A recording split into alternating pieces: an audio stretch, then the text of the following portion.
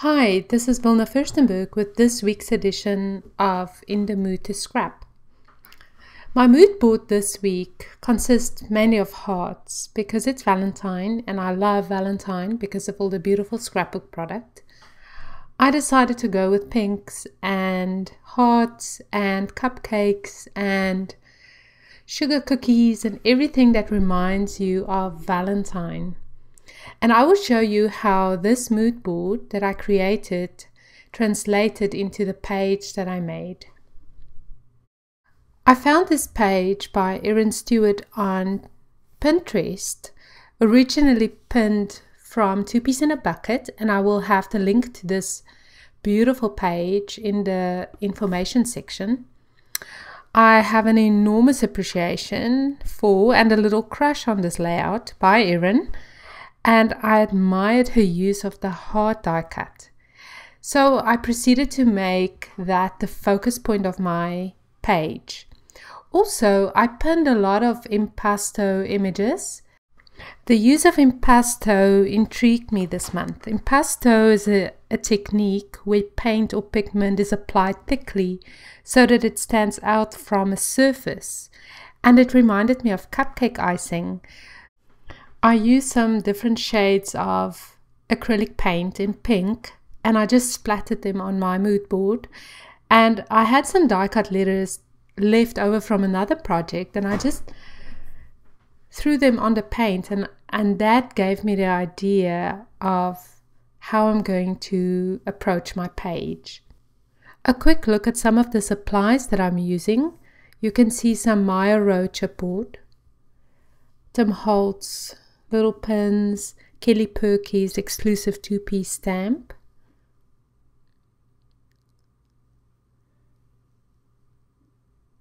just a variety of little things that I had in my stash, some Evelicious buttons, Tim Holtz, Ideology, those little safety pins or pins, that beautiful flower by Crate Paper from the 14 collection, Heidi Swap. I'm going to use those rub-ons.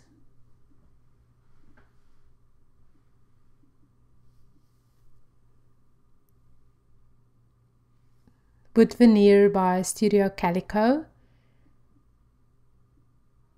Little hearts that came from the die cut that I used. Those little, I'm going to use 3 little girls for my 3 little girls. And then this die cut that I designed myself with the silhouette cameo. The other papers and stickers, I might add a little bit of the basic grey line, and I'm not exactly sure of the background that I'm going to use. So the first thing that I did was get some acrylic paint from Michael's and some craft sticks and little containers to mix in paint. I mixed them up, different shades of pink, actually it's red, crimson red and permanent rose, and I mixed those with white paint to get 4 different shades of pink, light pink, darker pink.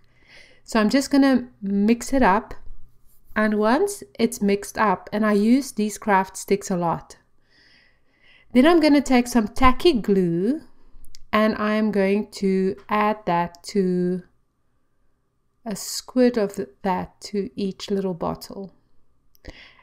The reason why is because I wanted to adhere the die cut on top of the paint, and I want something that was a little bit more permanent to adhere it with than just the paint, the acrylic paint.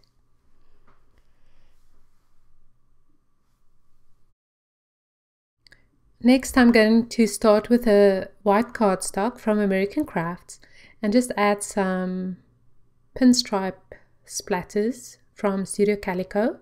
The color is pinstripe and it's my favorite color. And I'm going to use a paper towel and just dry it off really quick, as I'm always impatient and in a hurry. And the next thing I'm going to do is measure where I want to add my paint because I want to add that die cut on top of the paint. So I'm using the craft stick and the acrylic paint really thick, and I'm going to lay it down. As you can see, the darkest color first, and I'm going to spread it. It's like spreading icing. It is so lovely to work with. And I'm just going to speed the video up a little to show you how I added the different colors.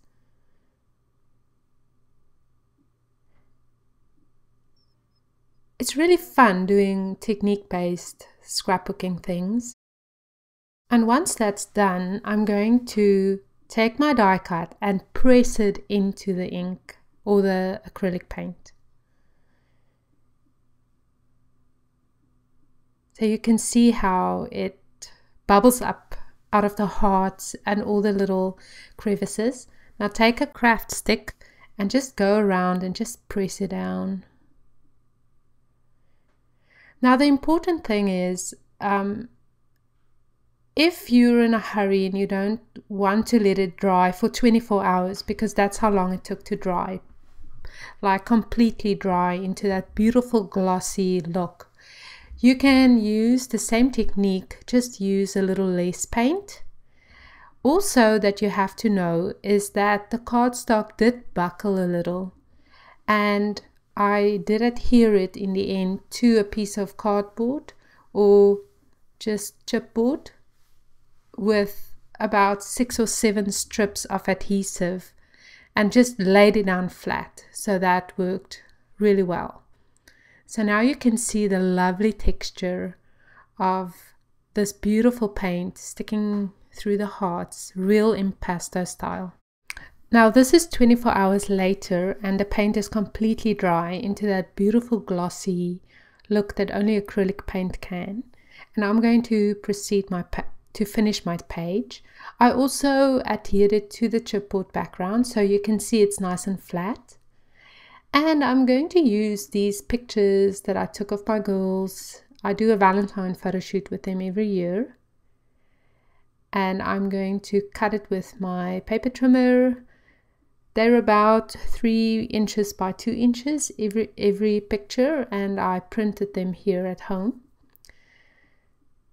And now I'm going to take my time and finish the page. My idea was to use a piece of vellum and then cluster some embellishments beneath it and on top of it, which would make the embellishments very subtle but still a part of the texture of the page. I didn't want to distract from the hearts, but I wanted to add some interesting texture and little things. So I'm just playing around with the design, thinking what I want to use. Some L Studio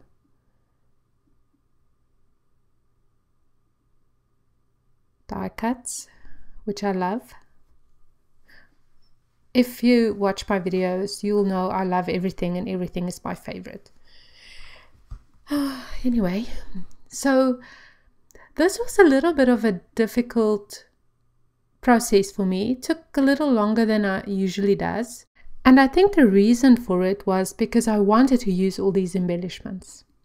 So I'm going to use the rub-ons on the vellum. And now I'm just going to make a little pencil line to show where I should put the rub-ons. I just want to add some texture with the rub-ons and the stamps. I like this little design, so I'm going to take a picture of it with my phone before I take it all apart, so that I can remember more or less what I want to do. Now, rubbing rub-ons on vellum is easier said than done. So you really have to press hard and rub it over and over and over again. You can see it didn't rub perfectly, but that's fine. I'm not in the perfect business. I just wanted some texture. Now I'm going to use some Kelly Perky stamps and add some stamps to it again, I don't even think that you will see it in the end. It's just again for that lovely texture that text creates. While I'm stamping away on this piece of vellum embellishment, I just want to tell you about a workshop that I have coming out February 6th with 2 Peas in a Bucket called Art Class with Wilna. It's a fun-filled workshop with 50 pages, 10 chapters, 10 videos, where I show a variety of creative and artful techniques. It's not over-the-top mixed media, but it's very in line with my style of scrapbooking, and it's simple and easy to do. So if you're interested in stuff like that, I would love for you to check it out. In finishing the page, I was reminded of Violet, the Dowager Countess of Grantham from Downton Abbey, that said nothing says success like excess. And that's how this page feels to me a little. It's excessive, but in a textural way. And you'll see as I proceed to finish the page that I even get more excessive. So I'm using those little Tim Holtz thingies to adhere hearts to each of the pictures, and I'm just going to write their names on there. Speeding the video up a little more, I'm just going to use hot glue and adhere my embellishments with it. I don't adhere pictures with hot glue. Well, I shouldn't say never. Never except sometimes. But I try to use double-sided tape on pictures, but on embellishments, I feel that hot glue is fast, effective. Just a little dot, and brads and buttons and things like that. It works wonderful. There's the little men or girls from Studio Calico. Now you see that cookie, sugar cookie with the red and the white dots. That was what inspired me to finish my title. So I'm using one of the paints that I use in creating the impasto effect, and I'm just laying it on thick on the chipboard from Maya Road. You can see. And now I'm going to use some white acrylic paint and a thin brush, and I'm going to dot it with white, just like the cookie on the mood board.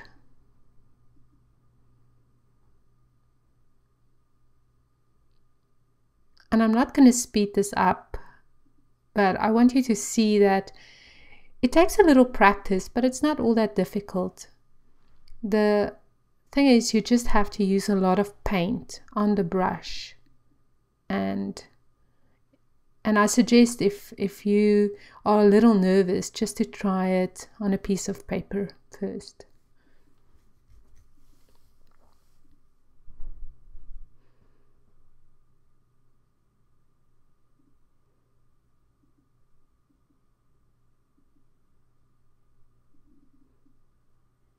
I love the little detail. I love this little cluster of embellishments. That's subtle and it's texturized.